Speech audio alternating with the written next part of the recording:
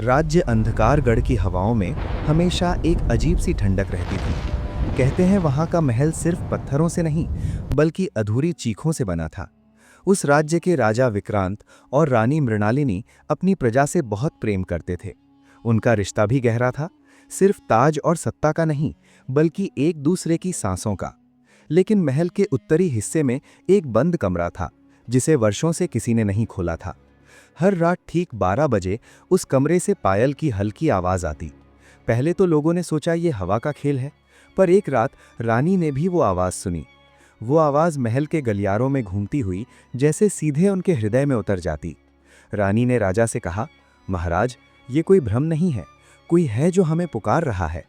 राजा ने हंसकर बात टाल दी, लेकिन उनकी आंखों में भी एक अनकहा डर तैर गया। अगली रात राजा ने स्वयं उस आवाज का पीछा करने का निर्णय लिया। मशाल हाथ में लिए वे उस बंद कमरे के सामने पहुंचे। दरवाजा जंग खाया हुआ था, लेकिन जैसे ही उन्होंने उसे छुआ, दरवाजा खुद ब खुद खुल गया। अंदर घुप अंधेरा था। दीवारों पर पुराने चित्र टंगे थे, लेकिन उन चित्रों में चेहरों की जगह सिर्फ काले साए थे। अचानक पीछे से पायल की आवाज आई, और जब राजा मुड़े तो मशाल की लौ तेजी से बुझ गई। उसी क्षण महल के दूसरे छोर पर रानी मृणालिनी की नींद खुली। उन्होंने देखा कि उनके कमरे की खिड़की अपने आप खुली हुई है। पर्दे हवा में नहीं बल्कि किसी अदृश्य हाथ के इशारे पर हिल रहे थे। रानी का दिल जोर से धड़कने लगा। तभी आईने में उन्हें अपना प्रतिबिंब नहीं बल्कि एक और स्त्री का चेहरा दिखाई दिया। वो चेहरा पीला था, आंखें खाली और होठों पर एक दर्द भरी मुस्कान। रानी ने साहस जुटाकर पूछा, तुम कौन हो? आईने से धीमी टूटी हुई आवाज आई, मैं वही हूं जिसे इस महल ने निगल लिया था। और उसी पल महल की दीवारों से जैसे कराहने की आवाज उठी, जैसे किसी ने सदियों से दबी हुई सच्चाई को जगा दिया हो। महल की दीवारें उस रात सिर्फ पत्थर नहीं थी, वे सांस ले रही थीं। रानी मृणालिनी के हाथ कांप रहे थे, पर उनकी आंखों में डर से ज्यादा चिंता थी राजा विक्रांत की। आईने में दिख रही वो स्त्री धीरे धीरे स्पष्ट होने लगी। उसके माथे पर वही राज चिन्ह था जो कभी रानियों को विवाह के समय दिया जाता था, पर उसकी मांग सूनी थी, जैसे किसी ने उसका सुहाग छीन लिया हो। तुम इस महल की पहली रानी हो, मृणालिनी के होठों से अनायास निकला। आईने की स्त्री की आंखों से काले आंसू बहने लगे। पहली और आखिरी, उसने फुसफुसाया। मुझे इस महल में जिंदा दफना दिया गया था, मेरे ही अपने ने। उधर उस बंद कमरे में राजा विक्रांत अंधेरे में टटोल रहे थे। अचानक उनके हाथ किसी ठंडी नर्म चीज से टकराए। वो एक पुरानी चूड़ी थी, रक्त के धब्बों से सनी हुई। तभी दीवार पर लगे चित्रों के साए हिलने लगे। उन सायों में एक स्त्री की आकृति उभरी जो धीरे धीरे उनके करीब आने लगी। राजा ने तलवार निकाल ली, पर तलवार उस साए के आर पार हो गई। तलवार से नहीं, सत्य से लड़ो राजन, वो आवाज चारों ओर गूंज उठी। राजा के माथे पर पसीना छलक आया। उन्होंने दीवार पर टंगे एक चित्र को मशाल से रोशन किया। चित्र में एक राजा था और उसके बगल में खड़ी रानी का चेहरा खरोंच दिया गया था। नीचे लिखा था, विश्वासघात की सजा मृत्यु नहीं, भटकन है। उधर रानी मृणालिनी का दिल टूट रहा था। आईने की स्त्री ने बताया कि उसके पति, उसी वंश के राजा ने झूठे आरोप में उसे इसी कमरे में बंद करवा दिया था। वो गर्भवती थी और उसके साथ उसका अजन्मा बच्चा भी अंधेरे में तड़प तड़प कर मर गया। मैं बदला नहीं चाहती, उस आत्मा ने धीमे स्वर में कहा। मैं न्याय चाहती हूँ, मेरी कहानी को सच की रोशनी चाहिए। तभी अचानक महल के गलियारे में जोर की चीख गूंजी। रानी का दिल बैठ गया। वो राजा की आवाज थी। रानी बिना समय गंवाए दौड़ी। उनके पायल की आवाज अब डर से नहीं, संकल्प से गूंज रही थी। जैसे ही वो बंद कमरे के पास पहुंची, दरवाजा अपने आप बंद हो गया। अंदर से राजा की आवाज आई, मृणालिनी, यहां मत आना, ये श्राप है। लेकिन रानी रुकने वाली नहीं थी। उन्होंने दरवाजे पर हाथ रखा और कहा, अगर ये श्राप है तो हम दोनों का होगा। हम साथ जिए हैं, साथ ही इसका सामना करेंगे। दरवाजा धीरे धीरे खुला और कमरे के बीचों बीच अब सिर्फ साया नहीं था, बल्कि वो आत्मा पूरी तरह प्रकट हो चुकी थी। उसकी आंखों में आग थी और उस आग में सदियों का दर्द। कमरे की हवा अचानक भारी हो गई। मशालें खुद ब खुद जल उठीं, पर उनकी लौ नीली थी, जैसे आग भी डर से कांप रही हो। आत्मा अब उनके सामने स्पष्ट खड़ी थी। उसके पैरों के नीचे जमीन पर दरारें पड़ने लगीं और उन दरारों से किसी बच्चे के रोने की आवाज आ रही थी। रानी मृणालिनी का हृदय उस आवाज से कांप उठा। वो बदले की नहीं, एक मां की चीख थी। आत्मा ने धीरे से अपना हाथ रानी की ओर बढ़ाया। उसका स्पर्श बर्फ जैसा ठंडा था, पर उसमें दर्द की गर्मी छिपी थी। अचानक रानी की आंखों के सामने दृश्य बदल गया। उन्होंने देखा, सदियों पहले की रात, वही महल, वही कमरा। एक गर्भवती रानी आंसुओं में भीगी अपने पति से रहम की भीख मांग रही थी। राजा के चेहरे पर प्रेम नहीं, शक और क्रोध था। मंत्री उसके कान भर चुका था कि रानी का बच्चा उसका नहीं है। ये राजवंश अपवित्र नहीं होगा। राजा की गर्जना गूंजी थी और उसी क्षण निर्दोष रानी को इस कमरे में बंद करवा दिया गया था। दृश्य टूट गया। रानी मृणालिनी की आंखों से आंसू बह रहे थे। उन्होंने आत्मा से कहा, तुम्हारे साथ अन्याय हुआ, पर हम वही गलती दोहराएंगे नहीं। राजा विक्रांत भी स्तब्ध थे। उनके भीतर कुछ टूट रहा था, जैसे अपने ही खून का अपराध महसूस हो रहा हो। अचानक दीवारों से काले धुएं का साया उठने लगा। उस धुएं में एक और चेहरा उभरा, पुराने मंत्री का। उसकी हंसी भयावह थी। सच जानना चाहते हो तो सुनो। उस रात राजा ने अपनी रानी पर शक नहीं किया था। शक मैंने उसके मन में डाला था, क्योंकि जब तक वो रानी जीवित रहती, मेरा राजगद्दी तक पहुंचना असंभव था। कमरा कांप उठा। मैंने झूठ बोला, षड्यंत्र रचा और उस निर्दोष को मरने दिया। लेकिन श्राप मुझे नहीं, पूरे वंश को मिला। राजा विक्रांत के हाथ से तलवार गिर गई। उनका गला सूख गया। तो हर पीढ़ी में जो अनहोनी होती रही थी, वो तुम्हारे पाप का परिणाम था? मंत्री की हंसी गूंज उठी। पाप कभी मरता नहीं राजन, वो वंश में बहता है। अचानक आत्मा प्रकट हुई। अब उसके चेहरे पर डर नहीं था, क्रोध था। दीवारों पर दरारें फैलने लगीं। छत से पत्थर टूटकर गिरने लगे। रानी मृणालिनी ने हिम्मत जुटाकर कहा, मैं, इस वंश की रानी, स्वीकार करती हूं कि हमारे पूर्वजों ने अन्याय किया। हम उस आत्मा को न्याय देंगे। उसकी कहानी को राज्य के सामने उजागर करेंगे। उसका नाम मिटने नहीं देंगे। कमरे में सन्नाटा छा गया। मंत्री की आकृति धीरे धीरे धुएं में बदलने लगी। वो चीखा, सच राजगद्दी को जला देगा। लेकिन तभी आत्मा की आंखों से पहली बार काले नहीं, साफ आंसू बहने लगे। बच्चे की सिसकी थम गई। पत्थर की पट्टिका टूटकर दो हिस्सों में बट गई और उसके नीचे एक छोटा सा कक्ष खुला। उसमें एक नन्ही सी चांदी की पायल और एक मोहर रखी थी, पहली रानी की। रानी मृणालिनी ने पायल उठाई। जैसे ही उन्होंने उसे अपने हाथ में लिया, कमरे की हवा हल्की हो गई। पर तभी महल के बाहर अचानक तूफान उठ गया। बिजली आसमान को चीरती हुई गिरी और महल के सबसे ऊंचे बुर्ज पर एक काली छाया खड़ी दिखाई दी। वो मंत्री नहीं था, वो कोई और था, जो इस श्राप से भी पुराना था। बुर्ज पर खड़ी वो काली छाया बिजली की चमक में एक पल के लिए साफ दिखाई दी। लंबा चोगा, हवा में उड़ते सफेद बाल और हाथ में लोहे का त्रिशूल जैसा दंड। उसकी आंखें लाल नहीं थीं, बल्कि खाली थीं, जैसे उनमें सदियों का शून्य बसता हो। महल के भीतर खड़ी आत्मा अचानक कांप उठी। वो वही है। उसकी आवाज में पहली बार भय था।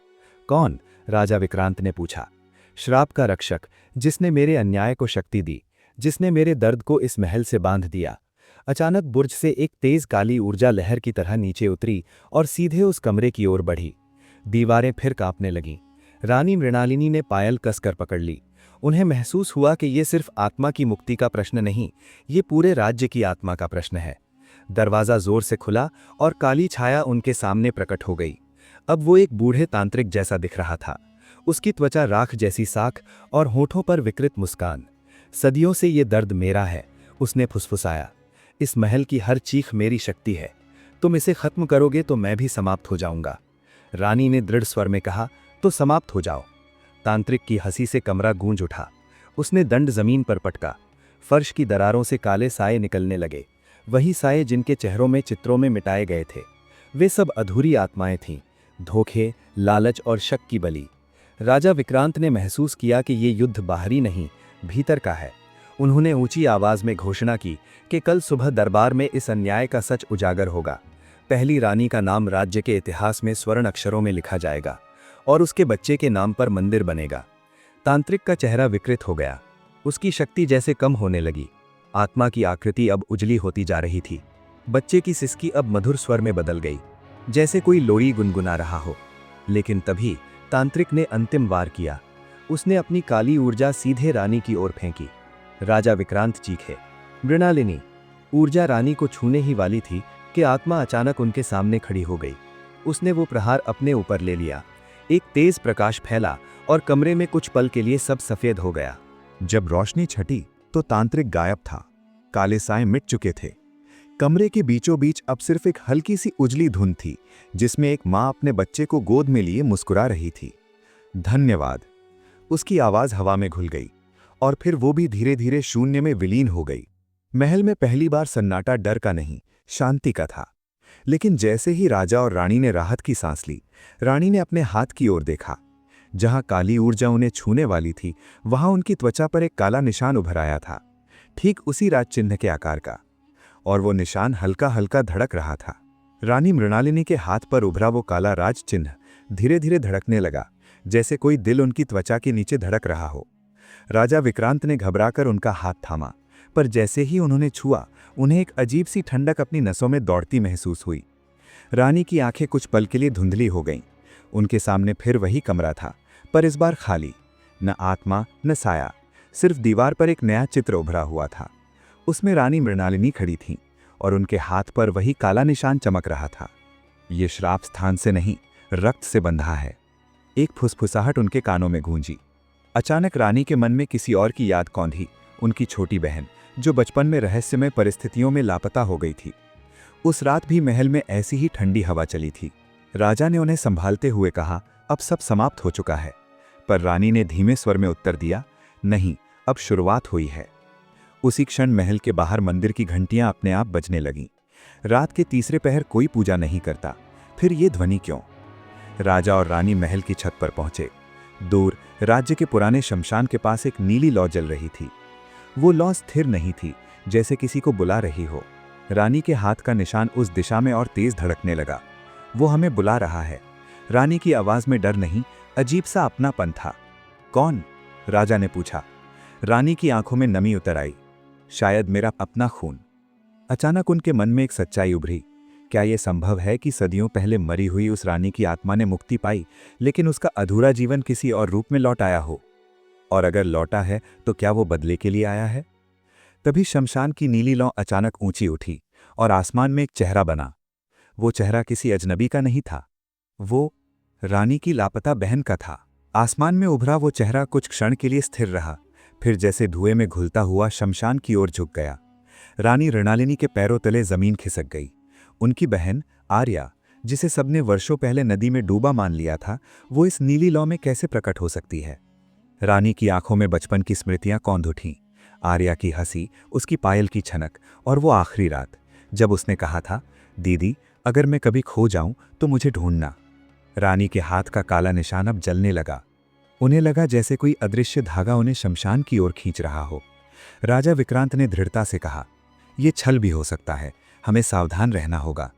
लेकिन रानी जानती थी, ये सिर्फ श्राप का खेल नहीं, ये कुछ व्यक्तिगत था, कुछ ऐसा जो उनकी आत्मा से जुड़ा था। दोनों रात के अंधेरे में शमशान की ओर बढ़े। हवा में राख उड़ रही थी। पेड़ बिना हवा के भी हिल रहे थे, जैसे हर चीज उन्हें चेतावनी दे रही हो। शमशान के बीचों बीच वही नीली लौ अब एक स्त्री की आकृति ले चुकी थी। उसके बाल खुले थे, चेहरा आधा जला हुआ, लेकिन आंखें वही थीं, आर्या की। दीदी। वो आवाज हवा में तैर गई। रानी आगे बढ़ी, आंसू थामे हुए। आर्या, तुम जिंदा हो या? आकृति ने दर्द भरी मुस्कान दी। मैं न पूरी तरह जीवित हूं, न पूरी तरह मृत। मुझे उस रात नदी ने नहीं लिया था, किसी ने मुझे धक्का दिया था। राजा के चेहरे पर तनाव उभरा। किसने? आर्या की आंखें अचानक काली हो गईं। जिसने पहली रानी के साथ अन्याय किया, उसी अंधकार ने मुझे चुना। मैं उस शक्ति की वाहक बन गई। उसने मुझसे कहा, तुम्हारी दीदी एक दिन उसी गद्दी पर बैठेगी और तब तुम्हारा दर्द उसका श्राप बनेगा। रानी का दिल टूट गया। तो ये सब मेरे कारण? नहीं, तुम्हारे कारण नहीं, उस वंश के कारण। लेकिन अब निर्णय तुम्हारे हाथ में है। अचानक जमीन से काले हाथ निकलने लगे, राख से साए उठने लगे। आर्या की आकृति दर्द से तड़पने लगी। अगर तुम मुझे मुक्त करना चाहती हो, तो उसकी आवाज टूट रही थी, तो तुम्हें उस जगह जाना होगा जहां हमारा बचपन शुरू हुआ था, उसी पुराने मंदिर में जहां पहली बार मैंने तुम्हें खोने का डर महसूस किया था। नीली लौ तेज हुई और फिर अचानक बुझ गई। शमशान में फिर वही सन्नाटा छा गया, लेकिन रानी के हाथ का निशान अब चमक रहा था और उसकी चमक में एक दिशा साफ दिखाई दे रही थी, पुराने उजड़े हुए मंदिर की ओर। राजा ने धीमे स्वर में कहा, वहां जाना खतरे से खाली नहीं होगा। रानी ने दृढ़ता से उत्तर दिया, ये अब सिर्फ श्राप की कहानी नहीं, ये बहनों की कहानी है। और दूर उस पुराने मंदिर के खंडहरों में किसी ने अभी अभी एक दीपक जलाया था। रात का चौथा पहर था जब राजा विक्रांत और रानी मृणालिनी उस पुराने मंदिर के खंडहरों तक पहुंचे। कभी वो मंदिर उनके बचपन की हंसी से गूंजता था, वहीं वो छुपन छुपाई खेलती थीं। वहीं आर्या डरने पर दीदी का हाथ कसकर पकड़ लेती थीं। आज वही जगह टूटी मूर्तियों, झुके स्तंभों और जमी हुई राख से ढकी थी। मंदिर के गर्भगृह में एक अकेला दीपक जल रहा था, बिल्कुल वैसा जैसा उन्होंने शमशान में देखा था, पर वहां कोई दिखाई नहीं दे रहा था। जैसे ही रानी ने एक कदम अंदर रखा, हवा भारी हो गई। दीवारों पर उभरी दरारों से फुसफुसाहट आने लगी। बहन, बहन। रानी का दिल कांप गया, लेकिन उन्होंने पीछे मुड़कर नहीं देखा। अचानक दीपक की लौ नीली हो गई। सामने की टूटी मूर्ति के पीछे से एक छाया उभरी। वो आर्या थी, पर इस बार उसका चेहरा शांत था, जैसे वो अपने भीतर के तूफान से थक चुकी हो। दीदी, उसने धीरे से कहा, जिस रात मुझे धक्का दिया गया था मैं बच गई थी, पर किसी ने मुझे बचाया नहीं। मैं यहाँ आई थी, इस मंदिर में, और यहीं उस अंधकार ने मुझे अपना बना लिया। राजा ने पूछा, वो अंधकार कौन है? तांत्रिक तो समाप्त हो चुका है। आर्या की आंखों में एक गहरी चमक आई। तांत्रिक सिर्फ एक साधन था। असली शक्ति इस भूमि के नीचे सो रही है। वो मानव की सबसे बड़ी कमजोरी से जन्मी है, ईर्ष्या। मंदिर की जमीन अचानक कांपी। पत्थर की फर्श के बीचों बीच एक दरार उभरी। उस दरार से काली धुंध ऊपर उठी और उसमें चेहरों की आकृतियां झिलमिलाने लगी, राजाओं की, मंत्रियों की और आम लोगों की भी। जब भी किसी ने किसी अपने से ईर्ष्या की, उस ऊर्जा ने उसे सोख लिया। मैं भी उस ईर्ष्या की शिकार बनी। किसी ने मुझे इसलिए हटाया क्योंकि उसे डर था कि तुमसे मेरा प्रेम राजसत्ता को कमजोर कर देगा। रानी की आंखों से आंसू बह निकले। मैंने तुम्हें कभी छोड़ा नहीं, मैंने तुम्हें हर दिन याद किया। आर्या मुस्कुराई, एक सच्ची मानवीय मुस्कान।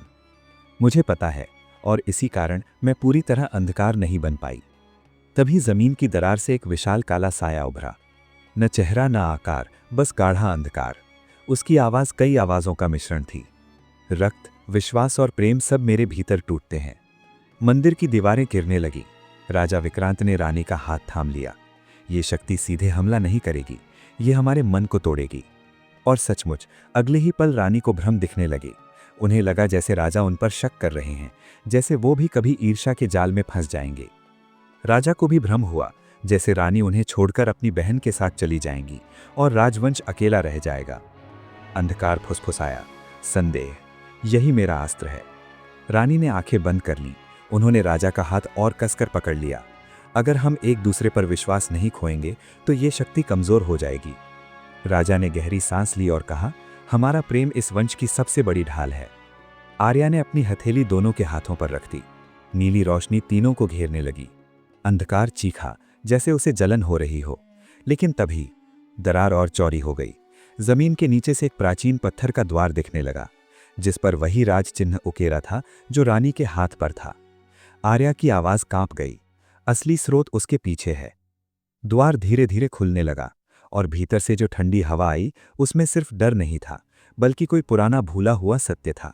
पत्थर का वो प्राचीन द्वार पूरी तरह खुलते ही भीतर से ऐसी ठंडी हवा आई, मानो सदियों से बंद कोई सांस अचानक बाहर निकली हो। नीली रोशनी जो तीनों को घेरे थी अब कांपने लगी। रानी के हाथ का काला राज चिन्ह तेजी से धड़क रहा था, जैसे वो उस द्वार को पहचानता हो। द्वार के भीतर सीढ़ियां नीचे अंधेरे में उतर रही थीं। दीवारों पर पुराने चित्र उकेरे थे, पर इस बार चेहरों को मिटाया नहीं गया था। उनमें दो राजकुमारियां दिखाई दे रही थीं, एक बड़ी, एक छोटी। बड़ी के माथे पर ताज था, छोटी के हाथ में दीपक। रानी की सांस अटक गई। ये हम हैं? नहीं दीदी, ये हम नहीं, ये वो पहली दो बहनें थीं जिनसे ये वंश शुरू हुआ था। सीढ़ियां कांपीं और तीनों नीचे उतरने लगे। हर कदम के साथ मंदिर की आवाजें दूर होती गईं। नीचे एक गोल कक्ष था, बीचों बीच एक पत्थर का सिंहासन और उसके सामने जंजीरों से जकड़ा हुआ काला धुंधलक्का, जैसे कोई शक्ति कैद हो। लेकिन वो कैद नहीं थी, वो सो रही थी। दीवार पर शिलालेख था, जब बहनों के प्रेम में ईर्ष्या घुली तब अंधकार जन्मा। राजा विक्रांत ने पढ़ा और समझ गए, ये श्राप सिर्फ राजा और रानी की कहानी नहीं, ये दो बहनों की कहानी थी। आर्या की आंखों में आंसू आ गए। सदियों पहले छोटी बहन ने बड़ी से ईर्ष्या की, क्योंकि उसे लगा कि ताज ने उनके रिश्ते को छीन लिया। उसी ईर्ष्या ने इस अंधकार को जन्म दिया, और तब से हर पीढ़ी में जब भी बहनों, भाइयों या अपनों के बीच संदेह आया, ये शक्ति जाग उठी। रानी का दिल बैठ गया, तो क्या हमारे बीच भी? अचानक काला धुंधलका हिलने लगा। उसकी आवाज गूंजी, ईर्ष्या मरती नहीं, वो बस अवसर देखती है। रानी के मन में एक पल को वो पुराना दर्द उठा जब बचपन में उन्हें ताज के लिए तैयार किया गया था और आर्या को अलग कर दिया गया था। क्या कहीं भीतर उन्होंने भी ये सोचा था कि आर्या कमजोर है? आर्या ने जैसे उनका मन पढ़ लिया। दीदी, सच बोलो, क्या कभी तुम्हें लगा था कि मैं तुम्हारी जगह ले सकती हूं? ये प्रश्न तलवार से भी गहरा था। राजा ने कुछ कहना चाहा, पर यह जवाब रानी को ही देना था। कमरे की जंजीरें टूटने लगीं, काला धुनल का आकार लेने लगा। अब निर्णय का क्षण था। सच स्वीकार कर इस शक्ति को खत्म करना या एक छोटी सी छुपी हुई ईर्ष्या को अंधकार बनने देना। रानी मृणालिनी ने कांपते होंठ खोले। रानी मृणालिनी की आवाज कांप रही थी, पर उन्होंने नजरें नहीं झुकाईं। हाँ, एक पल के लिए मुझे डर लगा था, उन्होंने धीमे लेकिन साफ शब्दों में कहा। जब पिता ने मुझे उत्तराधिकारी चुना और तुम्हें नहीं, उस रात मैंने सोचा था अगर आर्या मुझसे अधिक प्रिय हो गई तो, अगर लोग उसे अधिक योग्य समझे तो। मैं बड़ी थी पर भीतर से असुरक्षित थी। कमरे में सन्नाटा छा गया। काला धुंधलका कुछ क्षण के लिए ठहर गया, जैसे उसे उम्मीद नहीं थी कि सच इतनी सहजता से स्वीकार लिया जाएगा। रानी की आंखों से आंसू बह निकले। पर वो ईर्ष्या नहीं थी आर्या, वो डर था तुम्हें खो देने का। ताज ने हमें अलग किया, मैंने नहीं। और अगर समय पीछे लौटे तो मैं गद्दी छोड़ दूंगी, पर तुम्हें नहीं। आर्या की आंखें भर आईं। उसके चारों ओर की नीली आभा और उजली हो गई। काला साया उससे से कांप उठा। सच स्वीकार कर लिया गया तो मैं किसमें जीऊंगा। उसकी आवाज अब पहले जितनी शक्तिशाली नहीं रही। जंजीरें जो उसे बांधे थीं अब चमकने लगीं। राजा विक्रांत आगे बढ़े। इस वंश में अब ईर्ष्या नहीं, बराबरी होगी। उत्तराधिकारी जन्म से नहीं, गुण से चुना जाएगा। कोई भाई कोई बहन किसी से कम नहीं होगी। काले धुंधलके की आकृति टूटने लगी, जैसे धुआं हवा में बिखर रहा हो। लेकिन तभी अचानक उस धुंध से एक अंतिम छवि निकली, एक छोटी बच्ची की, वही पहली बहन जिसने ईर्ष्या में अंधकार को जन्म दिया था। उसकी आंखों में पछतावा था। मैंने बस प्रेम चाहा था, उसकी मासूम आवाज गूंजी। रानी आगे बढ़ी। उन्होंने अपनी हथेली उस धुंध के ऊपर रख दी। उनके हाथ का काला राज चिन्ह तेजी से चमका और फिर धीरे धीरे फीका पड़ने लगा। तुम्हें प्रेम मिलेगा, पर अब डर और तुलना के बिना, रानी ने कहा। आर्या ने अपनी बहन को गले लगा लिया। जैसे ही दोनों का आलिंगन पूरा हुआ, नीली रोशनी पूरे कक्ष में फैल गई। काला अंधकार पूरी तरह भाप की तरह उड़ गया। सिंहासन टूटकर मिट्टी में बदल गया। दीवारों के चित्र उजले हो गए। ऊपर मंदिर की घंटियां अपने आप बजने लगीं, इस बार डर से नहीं, मुक्ति की ध्वनि में। आर्या की आकृति धीरे धीरे हल्की होने लगी। अब मैं मुक्त हूं, उसने मुस्कुराकर कहा। लेकिन दीदी, याद रखना, अंधकार कभी बाहर से नहीं आता, वो भीतर की छोटी सी चुभन से जन्म लेता है। रानी ने रोते हुए उसे पकड़ा, पर उसकी हथेली अब हवा बन चुकी थी। कुछ ही क्षणों में कक्ष खाली हो गया। रानी के हाथ का काला निशान पूरी तरह गायब हो चुका था। राजा और रानी ऊपर लौटे। सुबह की पहली किरण मंदिर के टूटे शिखर पर पड़ी। राज्य के ऊपर फैली सदियों की छाया हट चुकी थी। लेकिन जैसे ही रानी ने आखिरी बार पीछे मुड़कर देखा, मंदिर की दीवार पर एक नया चित्र उभर आया था। दो बहनें मुस्कुरा रही थीं और उनके पीछे एक हल्की सी धुंध में एक छाया अब भी खड़ी थी, बहुत कमजोर पर पूरी तरह समाप्त नहीं। मंदिर की दीवार पर उभरा वो अंतिम चित्र रानी मृणालिनी की आंखों में बस गया। दो बहनें मुस्कुरा रही थीं और पीछे वो हल्की सी छाया खड़ी थी। इस बार उस छाया में डर नहीं था, बस मरण था। रानी समझ गई कि अंधकार को पूरी तरह मिटाया नहीं जा सकता, पर उसे पहचाना और नियंत्रित किया जा सकता है। राजा विक्रांत ने मंदिर के बाहर खड़े होकर घोषणा की कि राज्य में अब से उत्तराधिकार जन्म से नहीं, योग्यता और चरित्र से तय होगा। राजमहल में पहली रानी और उसके अजन्मे बच्चे के नाम पर एक स्मारक बनाया गया। हर वर्ष उस दिन विश्वास दिवस मनाया जाने लगा, ताकि कोई भी संबंध संदेह की आग में न जले। रानी मृणालिनी ने अपनी बहन आर्या के नाम से एक विद्यालय खुलवाया, जहां बेटियों को समान शिक्षा दी जाती थी। उन्होंने स्वयं दरबार में स्वीकार किया कि सत्ता से बड़ा संबंध होता है और संबंध से बड़ा विश्वास। समय बीतता गया। महल में अब पायल की डरावनी आवाज नहीं गूंजती थी। रातें शांत थीं, हवाओं में ठंडक थी, पर भय नहीं। रानी के हाथ का काला निशान पूरी तरह मिट चुका था, पर उसके स्थान पर एक हल्का सा उजला दाग रह गया, जैसे कोई स्मृति।